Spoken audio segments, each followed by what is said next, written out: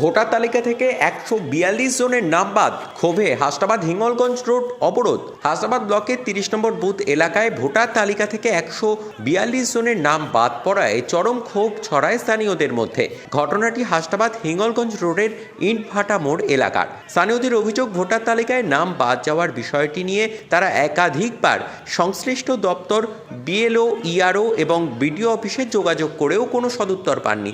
দীর্ঘদিন ধরে সমস্যার সমাধান না হওয়ায় ক্ষুব্ধ ভোটাররা শেষ পর্যন্ত রাস্তায় নেমে অবরোধ করে বিক্ষোভ দেখাতে বাধ্য হন।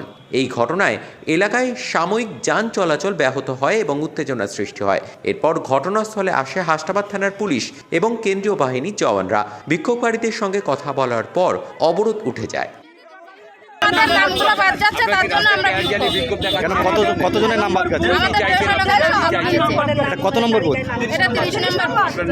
আমরা কি চাইছেন কি এখন? আমরা চাইছি যে আমরা নির্বাচন কমিশনের কাছে আমরা জবাব চাইছি। আমাদের নামগুলো কিসের জন্য বাদ গেল? আমাদের এখানে আমরা স্থানীয় বাপ দাদা কাকা সবাই 14 পুরুষ আমাদের এখানে আছে। আমাদের দাবি প্রমাণ পাচ্ছি আমরা আছি। তারপরে আমাদের কেন নামগুলো বাদ যাচ্ছে এর জন্য জবাব চাই আমরা নির্বাচন কমিশনের কাছে।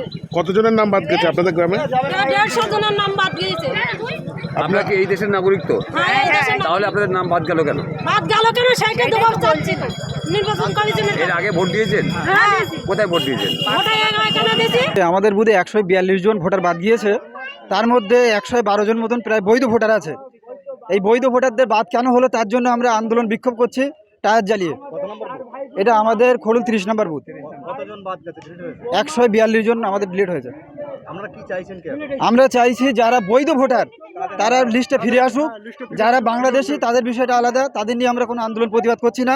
আমরা প্রতিবাদ করছি যে বৈধ ভোটার কেন বাদ দেওয়া হবে, যাদের উপযুক্ত নথি আছে তাদের কেন বাদ দেওয়া হবে।